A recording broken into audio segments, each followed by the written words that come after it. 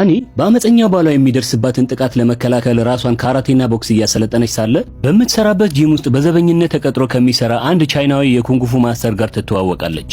ማስተሩም የአኒን ቆራጥነትና ታታሪነት አይቶ ራሱ ኩንጉፉ ሊያሰለጥናት ይወስናል። አኒም እያንዳንዷን ሰከንድ በቆራጥነትና በትጋት እየሰለጠነች ነው። ምክንያቱ ደግሞ አንድ ቀን ለዚህ ሁሉ መከራ በራሷ እጆች መፍትሄ እንደምታበጅ ማመኗ ነው። ከዕለታት በአንድ ቀን አኒ እንደተለመደው የስፖርት ቤቱን እያጸዳች ሳለ ባለቤቷ በድንገት ወደ እርሷ ይመጣል። ምንም ሳይናገርም እጁን አንስቶ በጥፊ ይመታታል። እሷም ለዓመታት ስትፈራውና ስትሸማቀቅ ስለኖረች ራሷን በመከላከል ፈንታ ወደ ኋላ ነበር የሸሸችው። ወዲያውኑ ግን ያልጠበቀው ኃይለኛ ድምጽ ያለው ምት የሰውየው ፊት ላይ ያርፋል። የአኒ አሰልጣኝ ነበር። ምንም እንኳን ንዴቱን በሰውየው ላይ መወጣት ቢችልም ራሷን መከላከል ባለመቻሏ በጣም ተበሳጭቷል። አኒ ግን በባሏ የሚደርስባትን ጥቃት ለመከላከል አሁንም በስነ ልቦና ዝግጁ የሆነች አትመስልም። ሆኖም ግን ራሷን የምትከላከልበትና ልጇን ይዛ ከዚህ አስቸጋሪ ህይወት የምትወጣበት ቀን እንደሚመጣ ስለምታውቅ ለወደፊቱ መቋቋሚያ የሚሆናትን ገንዘብ ኩሽናዋ ውስጥ በሚገኝ የቅመም ማስቀመጫ ብልቃጥ ውስጥ ታጠራቅም ነበር። ባለቤቷ ምግብ አብስሎ ስለማያውቅም በፍጹም ገንዘቡ የተቀመጠበትን ቦታ ያውቃል ብላ አልጠረጠረችም። ከጥቂት ጊዜያት በኋላ ግን ያ የቅመም ማስቀመጫ ካስቀመጠችበት ቦታ ፈቀቅ ማለቱን አስተዋለች። በብዙ መከራ ውስጥ አልፋ ያጠራቀመችውን ገንዘቧን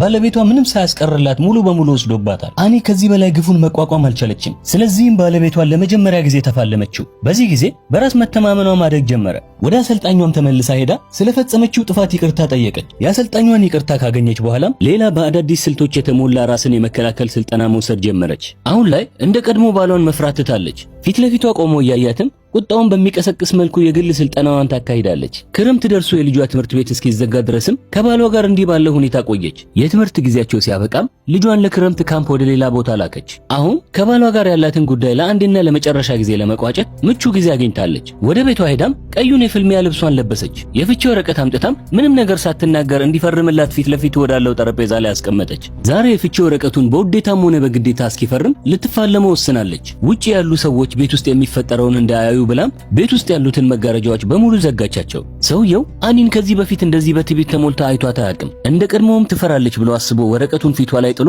እየተንደረደረ ሊመታት ሄደ።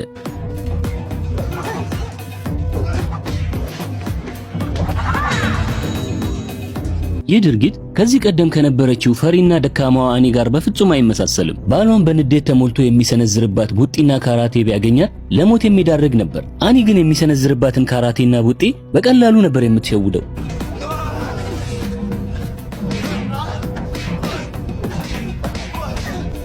በፍልሚያቸው መሃልም ከጠረጴዛው ላይ የወይን ጠርሙስ አንስቶ ይወረውርባታል። የጠርሙሱ ስባሪ እንደቆረጣት ሲያይም ከቁጣው በረድ ብሎ ሊያነሳት እጁን ይዘረጋላታል። አኒ ግን አጋጣሚውን ተጠቀመችበት።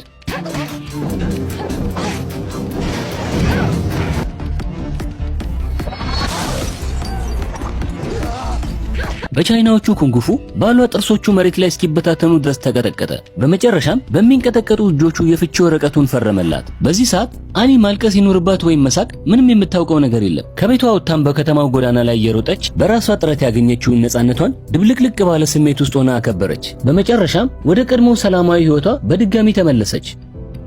ውድ የቲክቶክ ቤተሰቦቼ በመለቃቸው የፊልም ሪካፕ ቪዲዮዎች ላይ ስለምትሰጡኝ መልካም አስተያየትና ድጋፍ ከልብ አመሰግናለሁ። በቀጣይ አስደናቂ በሆኑና ረዘም ባሉ የፊልም ታሪኮች በዩቲዩብ ስለምመጣ ፈኒ ዴይስ የዩቲዩብ ቻናላችን ሁሉም ሰው ቤተሰብ እየሆነ ይገኛል። በቅርብ ጊዜ ነው የተከፈተው፣ ግን በአብዛኛው ሰው ሰብስክራይብ እያደረገ ይገኛል። እዛ ላይ መጣችሁ የሚያስቁ ቪዲዮዎችን እንዲሁም ደግሞ ዘና የሚያደርጉ ቪዲዮዎችን ታገኙበታላችሁ ማለት ነው። ይህንንም ፔጅ ፎሎ ማድረግ እንዳይረሳ።